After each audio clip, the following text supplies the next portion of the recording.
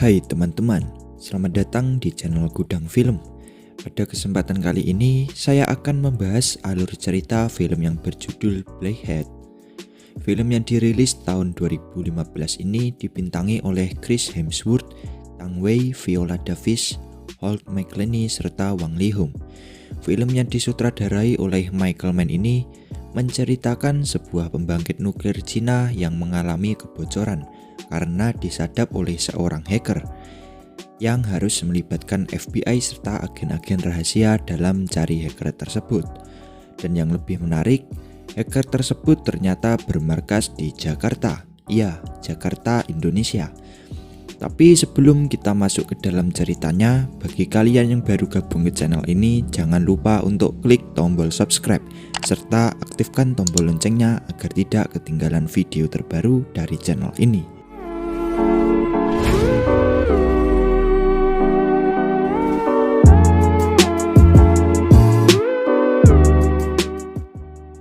Pada awal film, kita diperlihatkan serangan virus yang dikirim oleh seorang peretas menyebabkan pompa pendingin menjadi panas, sehingga terjadi ledakan pada PLTN Taiwan milik negara Cina yang berada di daerah Hong Kong.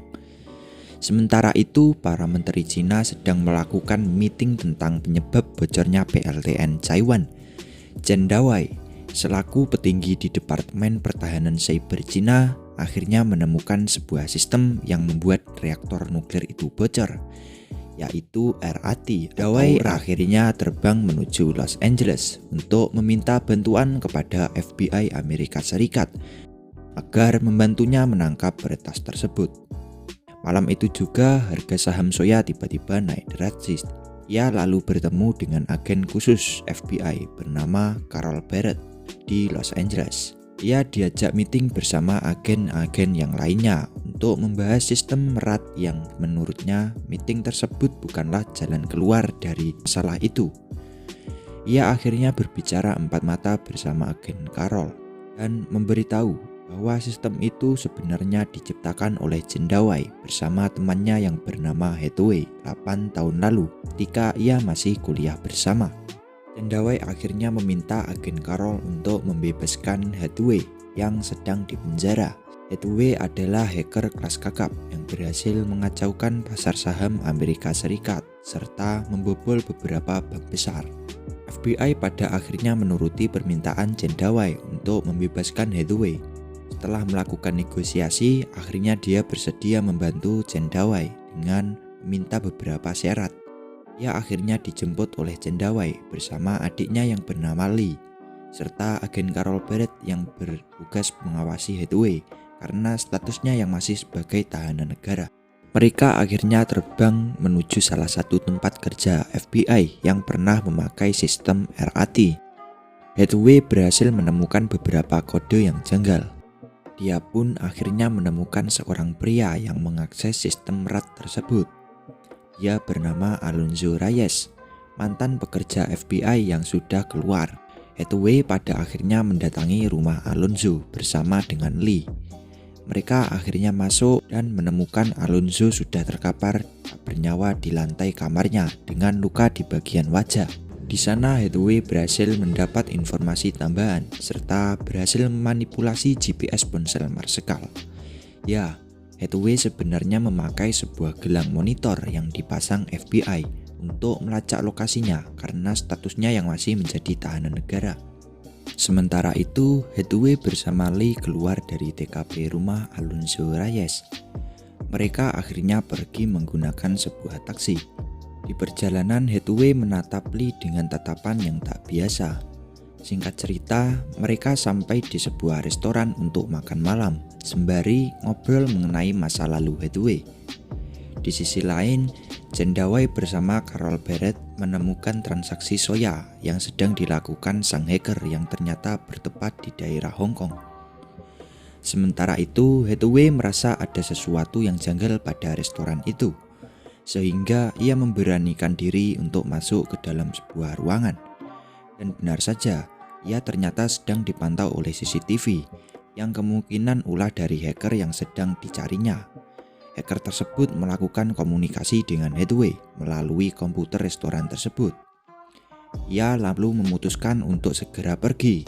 Akan tetapi Hathaway dihadang oleh 3 orang preman yang membuatnya harus berkelahi dengan 3 preman itu. Beruntung Hathaway berhasil memenangkan pertarungan dan segera pergi bersama Lee menuju tempat yang lebih aman. Sampailah mereka di sebuah rooftop gedung. Lee di sana mengungkapkan kekagumannya kepada Hathaway dan ternyata ia punya rasa kepada Hathaway. Begitupun Hathaway, ia juga mempunyai perasaan yang sama kepada Lee, sehingga mulai saat itu mereka berdua menjalin hubungan bersama. Keesokan paginya, Hathaway bersama Dawei sampai di daerah Hong Kong, lalu pergi ke TKP untuk mencari bukti pada PLTN itu. Di Hong Kong ia dibantu 3 teman Chan Dawei yang bernama Alex Trunks, Yus Marshall, dan Mark Jessup. Mereka bertiga ialah seorang intel kepolisian. Singkat cerita, Hathaway berhasil melacak GPS gerakan sang hacker dan menemukan sebuah alat mancar yang disembunyikan di sebuah semak-semak. Ia lalu membawa alat itu pulang untuk diselidiki. Sampai akhirnya mereka berhasil menemukan pelaku yang menyadap PLTN Taiwan, yaitu seorang penjahat besar yang bernama Kasar. Ia adalah dalang dari semua kejahatan cyber yang terjadi akhir-akhir ini. Di pagi harinya, Kasar yang tengah ngopi santuy sembari membaca koran menyadari bahwa ia sedang dipantau oleh seseorang. Sementara itu, ada sebuah transaksi penarikan uang yang dilakukan oleh Kasar yang membuat semua tim terbangun, termasuk Chan Dawei. Ia lalu membangunkan Hathaway yang ternyata sedang tidur berdua bersama adiknya. Dan mulai saat itu dia tahu jika adiknya Lee ternyata menjalin hubungan bersama dengan Hathaway. Namun dia lebih memilih fokus kepada misinya ketimbang urusan adiknya. Mereka yang dibantu pihak kepolisian pada akhirnya pergi menuju tempat transaksi untuk menangkap Kasar. Mereka berhasil masuk ke dalam rumah Kasar. Akan tetapi rumah itu sudah sepi. Sampai ada salah satu polisi yang berhasil menemukan sebuah bunker yang ternyata sebuah lorong yang digunakan Kasar untuk kabur. Semua polisi lalu masuk ke dalam lorong itu. Sementara Chan Dawei, Hathaway bersama timnya pergi menuju jalur lain untuk membackstep Kasar bersama pasukannya. Aksi tembak-tembakan akhirnya terjadi di tempat itu. Banyak anggota polisi yang harus gugur karena ledakan yang diakibatkan bom-bom yang telah dipasang di sepanjang lorong. Sementara itu, Alex Trunks juga harus gugur karena tertembak pasukan Kasar. Kasar bersama pasukannya lagi dan lagi berhasil kabur menggunakan kapal boot menuju ke kapal besar.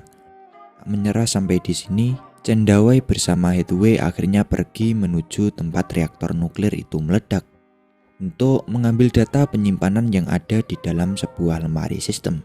Ia lalu membawa penyimpanan itu untuk mengeceknya. Berkat bantuan sang agen Carol Barrett, Hathaway berhasil masuk ke dalam sistem NSA untuk mengambil alih server Kasar. Namun ia gagal, sehingga mau tidak mau ia harus datang ke markas besar Kasar yang ternyata berada di Indonesia, tepatnya kota Jakarta.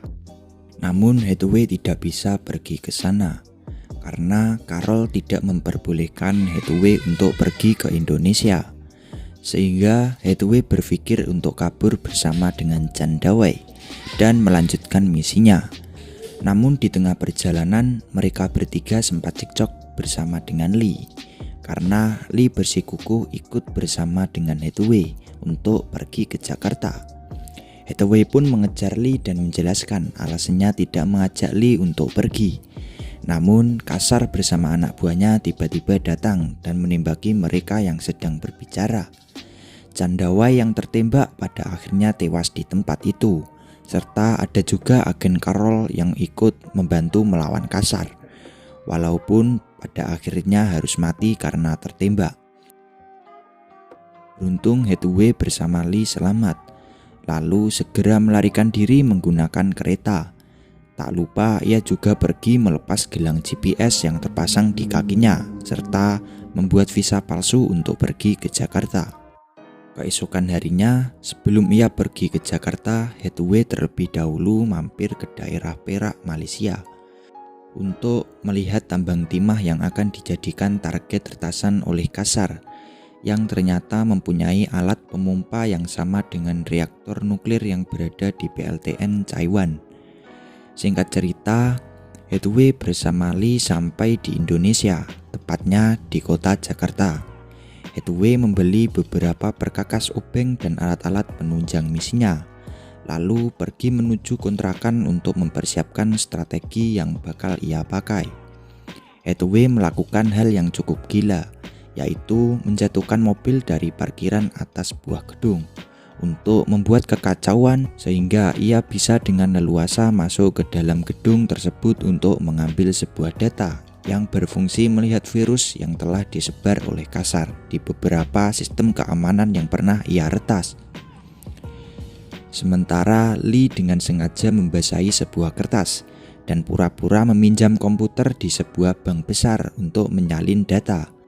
Walaupun sebenarnya tujuan Lee ialah memindahkan uang yang berada di rekening Kassar, dan misi itu berjalan dengan lancar. Hathaway pada akhirnya berhasil memindahkan uang Kassar ke rekeningnya senilai 73 juta US dollar. Malam harinya Hathaway menelpon Kassar dengan timnya dan melakukan penawaran, yaitu bakal mengembalikan uang Kassar jika ia diberi 20% saham dari tambang timahnya yang berada di Perak, Malaysia. Namun ia tak menghiraukan tawaran itu dan justru balik mengancam Hathaway.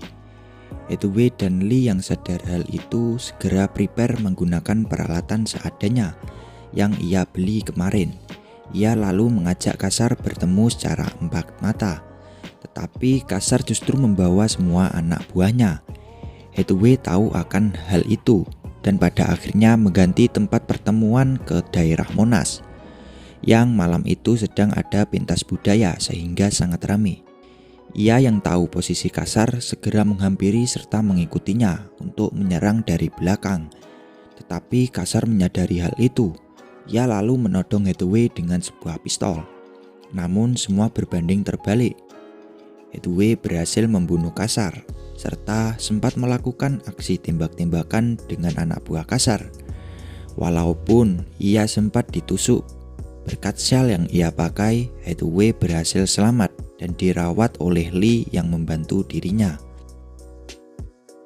Dan di akhir film, kita diperlihatkan Hathaway bersama Lee yang berhasil mentransfer semua uangnya, lalu terbang meninggalkan Jakarta setelah menyelesaikan misinya, dan film pun tamat.